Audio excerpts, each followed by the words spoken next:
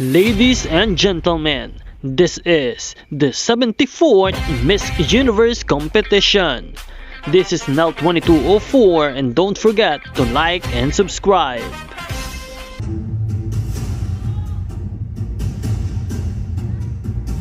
Miss Pitapura! Magandang araw Pilipinas and good day pageant lovers. Grabe, isa na namang Latina beauty ang kinoronahan and congratulations to Maria Ignacia Moll, ang bagong Miss Universe Chile 2025.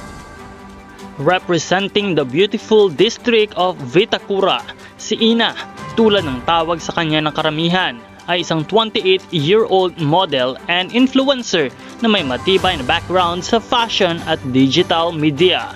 Would you believe, nagsimula siya magmodelo sa edad na 8 pa lang at sa edad ng 15 ay naging finalist na agad siya sa Elite Model Look Chile.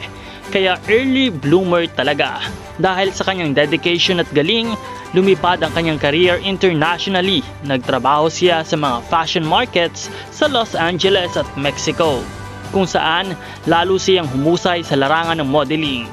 Pero hindi lang yan, nagtapos ang kwento niya noong 2017. Mas nakilala si Ina online matapos mag-launch ng sarili niyang YouTube channel, kung saan nagsishare siya ng content tungkol sa lifestyle, beauty at travel. Ang dami niyang followers across Latin America at ngayon, isa na siyang prominent digital personality na may malakas na influence sa social media. Currently, she represented by ZAS Talents, and it's very clear na she's more than just a pretty face. She's creative, hardworking, and very authentic.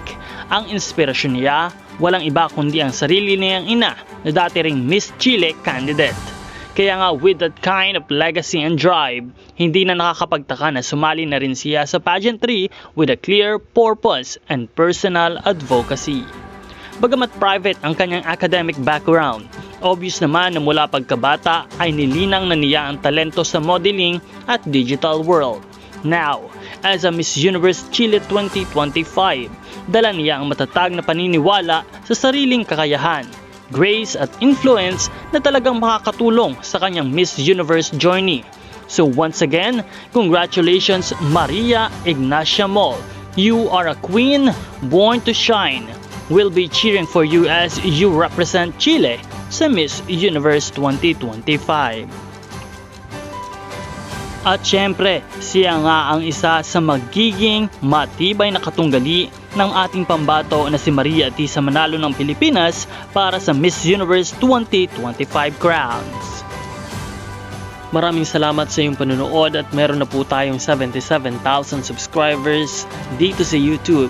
Kaya nawa ay patuloy na mag-subscribe at pindutin ang notification bell para sa lahat ng mga bagong video dahil nag-upload po tayo ng 2 hanggang 4 na video sa isang araw para mas marami ang maging updated para sa lahat ng mga bagong balita sa pageantry at showbiz.